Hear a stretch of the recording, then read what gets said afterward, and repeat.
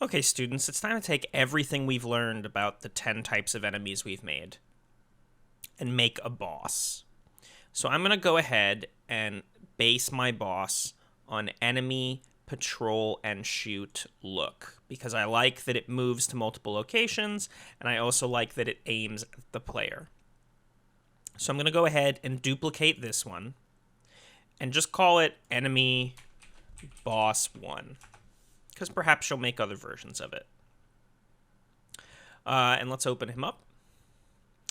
And looking at our code here, if you recall, we had this, the 3 locations that it moves to as an array. And also we have here the timeline that has it move between those 3 locations. And then we have its shoot event. And right now it shoots big bullets, which is fine. So let's go to the viewport and just make a couple changes. First of all, it's a boss, so I want to give him a size befitting being a boss. So I'm going to make it bigger just for me. We're going to go up to 222. And because we parented here, the collision into hitting him moves with us. I don't want the player to be able to just drive into him and destroy him. So we could, unfortunately, that is inherited, right? Is that if we touch him. So what we can do with this collision box is we can tell it, hey, your collision preset is have no collision. So for starters now, if I put our boss in here he is, and I try to do the same thing I do with other enemies, I shouldn't be able to drive into him. See, I can't, he is immune. I still collide with his mesh, but I don't collide with his blow-up ability anymore. Next, I'm going to look at his locations. They did not scale up with us, so I'm going to see, you can see, I'm going to move them farther out of his body. And this might help sometimes to, like, draw. Sort of like if he's here, I may want to decide the exact position I want this guy in, right? Be like, I don't know, here. I'm trying to use the grid. Maybe here. And then position 3, oh. Look at me forgetting which way was forward. There it is. Forward is that way. So let's look at our thing here. Let's go, like, down to here. And then this one down to here, and I think, like, over a bunch. So those would be the sets that we can move between. There we go. And let's make a change to that. So by default, this guy moves through our array and moves to to the next point in the array each time because we increment it, right? We take our number of points in length and we check to see if it's bigger and we send it back. Instead of incrementing it each time, I'm going to delay 1 second, and then I'm going to set my current patrol point, aka where I'm going next, to random integer in range. So we're going to be doing a lot of random things with this boss. We're going to make this boss, he has patterns, but he won't have, it won't be, the word I'm looking for is, like, predictable. We could, if we want it to be, like, fully workable, we want it to have the integer be in length -1. So we'll do minus here, subtract 1. Because our length is 3 at the moment, and so if we set it to give us a random integer between 0 and 2, that will return, and notice it is inclusive. You can always check on nodes like this, so it's going to return a random integer between the min and max inclusively. So it'll set this as either 0, 1, or 2, which means we'll go to any of these places. And what's nice is I can actually get rid of this check to see if we've gone over. And this check again. So this actually gets a little cleaner and shorter. And I had the shoot there. That was where we were shooting. I'm going to pull this off because we're going to deal with him in a minute. So that's the first bit. And he should now move to a random location. And sometimes it seems like he's pausing because he's choosing himself, but now you can see he's changing direction. While I'm at it, let's turn him to face us. That'll probably help some. All right, so we're going to come back. And now we're going to, let's do some other stuff. He needs to have way more health. Right now he has 3 health. This is a boss. We got to go up to like, I don't know. You can shoot pretty fast. Let's say like 100, something like that. Keep in mind, our bomb currently does 50 damage, so we probably need to fix that. We haven't made any enemies that have more than 3 HP. So I could just go back here and make it so my bomb, which I think our bomb code is here. We can make it so our bomb, like right now the bomb has a base damage of 50. It also does trigger 3 times, so maybe we make it 3, 3, and 3. So now a bomb does max damage to each individual thing. But the most it'll do to our boss is 9 damage, and if you want to spend your bombs that way, be my guest. If you want to fix that, what we can do is give the bomb its own damage type, and make sure that enemies take both player damage and bomb damage, and then have the boss ignore bomb damage. But also, you could just make it, we could use the node take radial damage, or I can just type radial damage here. We want the event radial damage, because this only happens when a bomb happens. And what we could do is we could just have him gain 9 HP at the same time. It's not a perfect solution, because if he's at 9 HP, he'll still die to the bomb. But as long as he's not close to the end, you could just have him gain the same amount of HP he would lose when a bomb happens. So that's a solution if the bomb damaging him bothers you. But I'm going to give him, let's say 50 HP now that our bombs aren't infinite. And obviously I want to give him a bigger score, right? We're going to like set the set score value to like, I don't know, like 2,000 or something.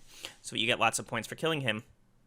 But the more important thing is, we're going to, at the very end of our begin play node here, set a timer by event. And that timer, let's say it's every second, and it's looping. And what we want this timer to do is it's going to call an event. And that event I'm going to make is going to be a custom event. And I'm going to call it do something.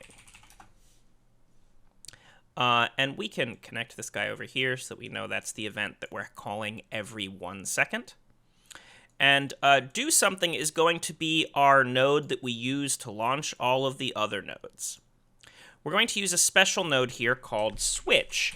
And you notice if you type switch, there are kind of a million of them, because there's a switch for basically every type of input. We're looking for switch on int. That's probably the easiest one for us to use. Switch on string could work as well, but we're going to use switch on int. And I'm going to make a new variable. And that variable is going to be called do next. And it's also going to be an int. Let's see here. And let's see here. Let's compile. I'm going to leave it at 0. Now, what's cool about switch on int is it has this start index. That's sort of what its first number is going to be. And then I can add some pins here. And as I add pins, basically we're going to have an input here, which is do next. It's going to get do next. And then it's going to do whatever I put here based on whatever number do next is. Now, what's cool is we could do away with this and just have a random, like we did on the last thing, and have it randomly choose. But what's cool is you could have at the end of each one of these things, it can randomly determine, or you can specifically have it go to a next behavior in this behavior tree we're building. So like right now, I have it shoot, and this is sort of our basic default shoot. And I'm going to call this guy, we're going to rename him shoot 1, because we're going to make some changes. And this guy shoots 1 bullet, and he shoots it at you. And it's a big bullet right now. And let's make it a really big bullet. Let's make it like 555. And say it has like a base damage of 20. So this is our huge bomb that's coming for the player. And so we'll call this shoot big. And that is going to be option number 1 up here. So on 0, we're going to have shoot big is what happens. Next, let's go back to our viewport. And let's play around with some of our bullet spawn stuff. So here's where our bullet spawns. It spawns in front of us here. And it's really important to remember that the bullet is going to take the transform of our bullet spawn, right? It's going to shoot along this red. So if I rotate it, the bullet will shoot in a different direction. So here's our main bullet spawn 1. And I'm going to duplicate him. And I'm going to call this guy bullet spawn. Yeah, 1 is fine. And we're also going to duplicate him again, and we have bullet spawn 2. And for bullet spawn 1, I'm going to move it, let's say, 50 to the side. And for bullet spawn 2, I'm going to move it 50 to the other side. So back in here, in our event graph, excuse me, we can close the twin stick pawn. I'm going to copy all of the shoot big code, Control-C, Control-V, and you notice the first thing is it's mad at me because they say, hey, you can't have 2 custom events with the same name. It has a warning here. Hey, you copied this, it needs a new name. I'm going to call this one shotgun. So right now it's still going to face the player, and then it gets the world transformation of bullet spawn and fires a bullet, which we give a size and a base damage. Well, I'm going to copy some of this code. We're going to pull, let's see. Let's go back to like a normal size bullet. Let's go to like a 2x maybe. And set their damage to more like 5. And I'm going to, I mean, we could make this really long, but I'm going to try to clean it up a little bit by having it, so after we set active rotation, I'm going to make a sequence, which should happen quite quickly. So it's going to fire this guy, and instead of having it fire at bullet spawn, I'm going to have it fire at bullet spawn 1, and I'm going to copy the whole code and have this second one that I put beneath it do bullet spawn 2. So you can kind of see where we're going here. I'm firing 2 bullets next to each other that are parallel. And this is my shotgun. I want it to fire like quickly. Here, let's compile because it'll stop being mad at me about shotgun. So I'm going to add another pin here and put a delay. And it's not going to be a big delay because I want this gun to go like 1, 2, 3 real quick. So like, you know, 0.25 sounds good. And I'm going to carefully copy all of this code, including the delay, including the sequence. And I'm going to paste it like over here to the side. And yeah, this is messy. We're getting messy here. And I'm going to do it one more time. So now, when it calls this, it's going to fire 2 bullets, and then 2 bullets, and then 2 bullets. And it's a big mess. And if it really scares you or bothers you, we can actually select this whole thing, and we can go ahead and collapse it to a function. And it's going to get mad because there's an event in there, so I'd have to not select him. But we can collapse this whole guy to a function. Oh, it's not going to be, there's probably an error there because of how I'm doing something. Basically, I'm just trying to like break this guy down. Collapse to macro might work, or just collapse nodes. There we go. So you say, oh my God, Holden, where did everything go? Well, so now we say this is the shotgun, and it's doing the shotgun code. We can call this that. Shotgun bullet spawn. And it's in there, and when we want to see it, you can just double click on it, and it opens it up for us. And it has the inputs, which is just it's coming in, and then it does all this stuff. And it has some outputs, but our code doesn't have any outputs here. And it also doesn't need this delay at the end, because it's going to fire all of those. I guess what we could do is have it set a random thing to do next. So let's test these two things that we've done. Let me get out of the shotgun code, come up here. Not the construction script.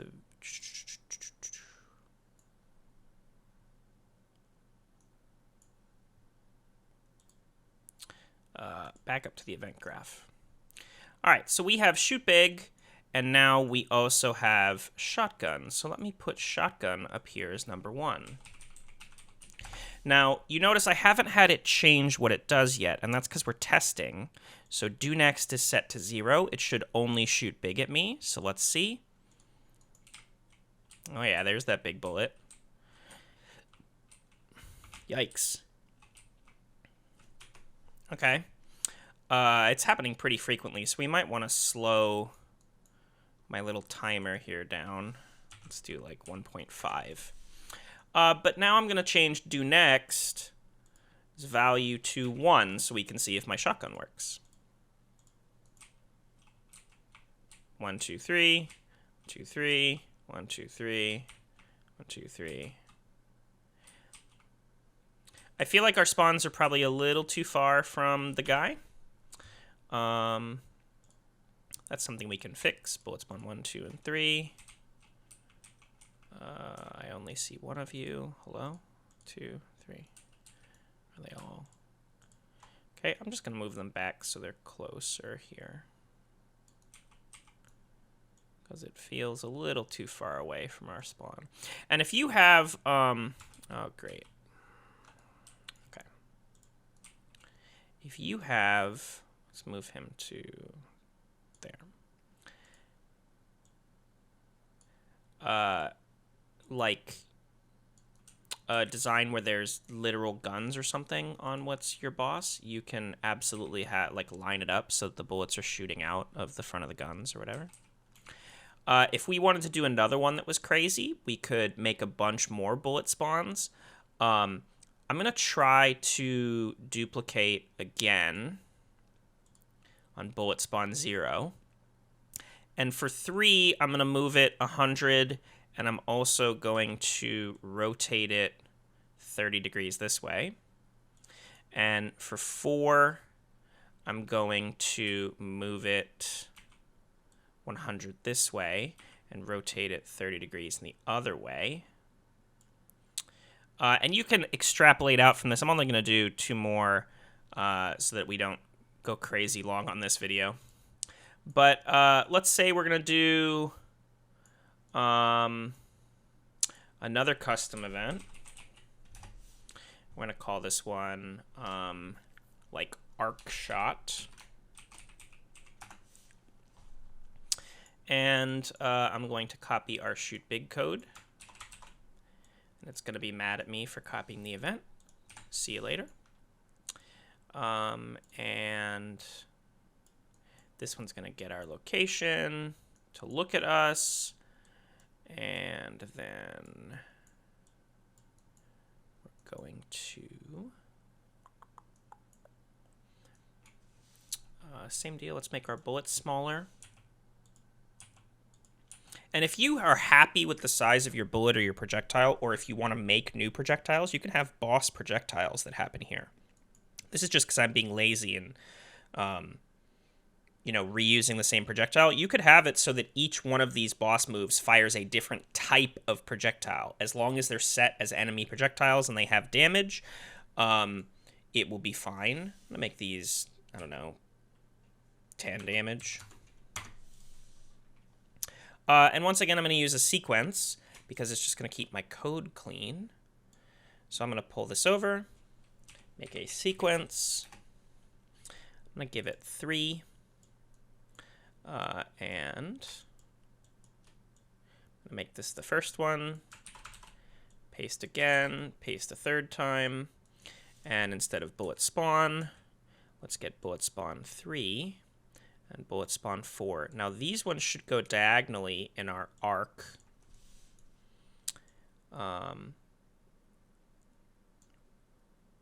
Which we'll check in a second. And I'm going to take my do next tester and set it to 2 and put arc shot up here on 2.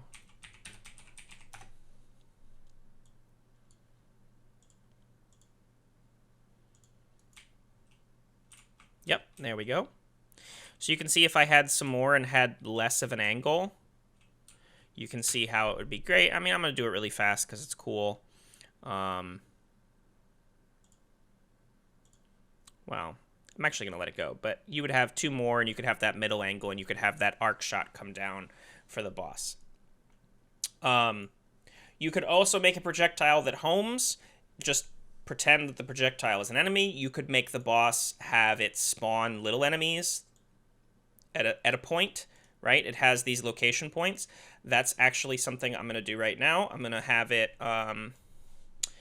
we're going to call, let's see here. Let's move down from arc shot. We're going to make another custom event. I'm going to call this one Spawn Seeker.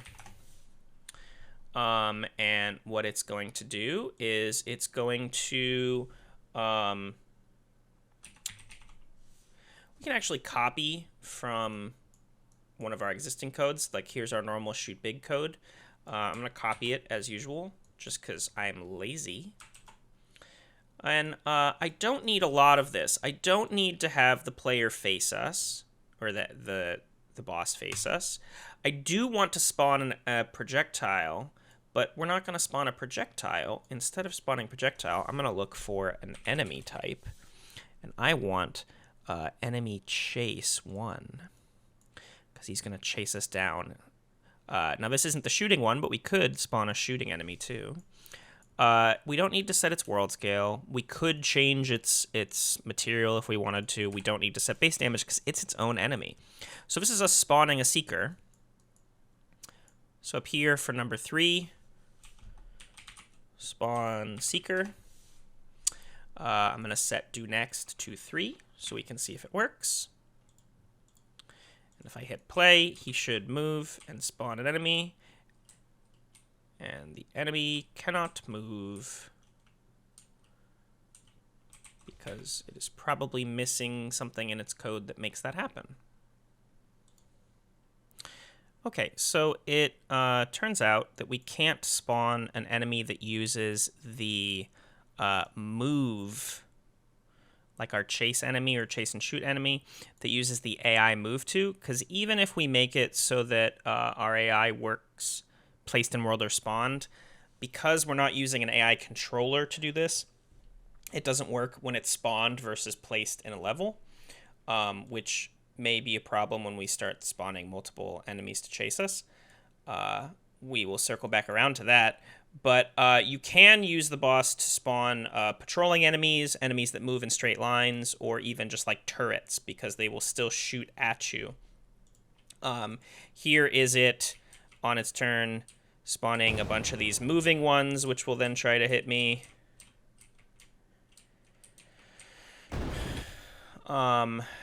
And here would be it doing the shooting ones. We could just use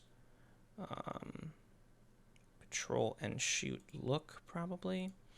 Or shoot L1. That's a guy that looks at us and shoots. So that should be about the same. So the boss will still move around and do other things while also spawning turrets. But again, it will choose between the different things. To finish this up, you would probably want to, in our boss, have it be so that, you know, you could have a 5th one where he heals himself, or any number of things. But you probably want to, in the do something command, just in here, have it be, you know, a random or have it do something in order. So you could have it that after it does each of these shoot bigs, it could set a random do next, which we could even do.